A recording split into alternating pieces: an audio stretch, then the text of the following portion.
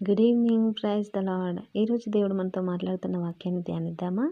కీర్తనల గ్రంథము 9వ కీర్తన 3, 4, 5 వచనంలో, నీవు నా పక్షంలో వాద్యమాడి నాకు న్యాయము తీర్చుచున్నావు. నీవు సింహాసనాసీనుడవై న్యాయమును బట్టి తీర్పు తీర్చుచున్నావు. కాబట్టి నా శత్రువులు వెనుకకు మల్లుదురు, నీ సన్నిధిని వారు జోగిపడి నశింతురు. నీవు అన్యజనులను గద్దించి ఉన్నావు, దుష్టులను నశింపజేసి ఉన్నావు. వారి పేరు ఎన్నటికీ నేనుండకుండా తుడుపు పెట్టి ఉన్నావు. ఇక్కడ వాక్యం మనం ధ్యానించినట్లయితే దావీదు భక్తుడు అంటున్నాడు, ప్రభు న్యాయం తీర్చే దేవుడని, ప్రభు శత్రువులను తప్పకుండా శత్రువుల విషయంలో న్యాయం తీరుస్తాడని, వారందరూ దేవుని సన్నిధికి వచ్చి జోగిపడి నశిస్తారని దేవుని హృదయంలో ఉన్న మాటలను మరి దావీదు భక్తుడు చాలా స్పష్టంగా తెలియపరుస్తున్నాడండి. సో అన్యజనులను దేవుడు గద్దిస్తాడు, దుష్టులను నశింపజేస్తాడు. వారి పేరనేది ఎన్నటికీ వారి పేరెన్నటికీ నుండకుండా తుడుపు పెట్టి ఉన్నాడంట ప్రభు. అంటే దేవునికి ఆయాసకరమైనవి, దేవునికి ఇష్టంగా ఉన్న వారిని తప్పకుండా వారిని దేవుని సన్నిధి నుండి, తన సముఖం నుండి వెలివేస్తాడండి.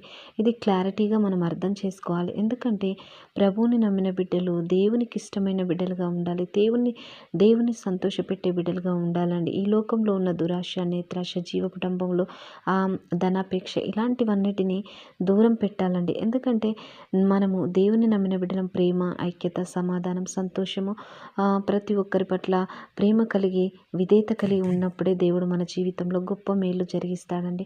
అందుకే మనము దావీదు భక్తుడు చాలా చక్కగా వివరిస్తున్నాడు, నీవు ప్రేమగల దేవుడవని, నువ్వు ప్రతి ఒక్క న్యాయం చేసేవాడవని, న్యాయంగా ఉన్న వారి పక్షాన్ని మీరు వాద్యమాడతారని, కాబట్టి నీ సన్నిధిన మాత్రం శత్రువులు నీ ఎదుట నిలవలేరని, అన్యజనులను గద్దిస్తున్నావని చాలా వివరిస్తున్నాడు దావీదు భక్తుడు. మరి మన జీవితంలో మనము కూడా న్యాయ విషయంలో దారి తప్పిపోకూడదండి. అన్యాయంగా మనం జీవించకూడదు. ఎందుకంటే మనకంటూ ఒక తీర్పు దినం అనేది ఉంటుంది. కాబట్టి మనల్ని దేవుడు తీర్పు తీరుస్తాడని మనం జ్ఞాపకం చేసుకోవాలి.